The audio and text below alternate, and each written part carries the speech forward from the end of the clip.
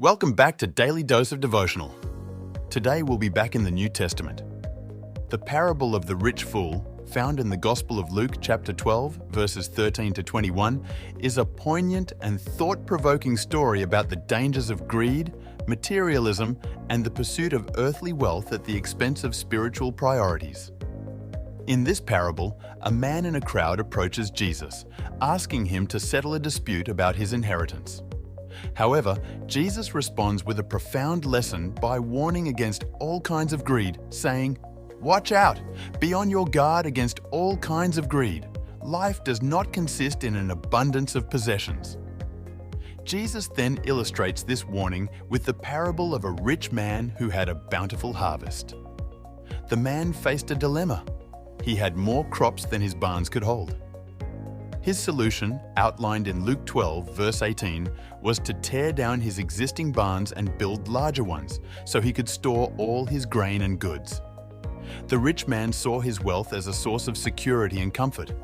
He thought he could eat, drink, and be merry, and enjoy a life of leisure and abundance. However, in Luke 12, verse 20, God intervenes and says to him, "You fool! This very night your life will be demanded from you. Then who will get what you have prepared for yourself?" The parable ends with a profound moral lesson. In Luke 12, verse 21, Jesus states, "This is how it will be with whoever stores up things for themselves, but is not rich toward God." It emphasizes the futility of storing wealth for selfish purposes and the importance of being spiritually rich, which transcends material possessions. The parable of the rich fool is a powerful warning about the dangers of greed and the deceptive allure of material wealth.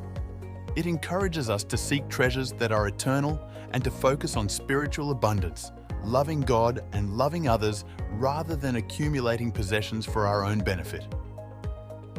In summary, the parable of the rich fool in Luke 12, verses 13 to 21, is a profound lesson about the peril of greed and the pursuit of earthly wealth at the expense of spiritual priorities. It calls us to be rich toward God and to invest in eternal treasures, recognizing the impermanence of material possessions and the ultimate importance of our relationship with God. Thank you for watching. We'll see you again tomorrow.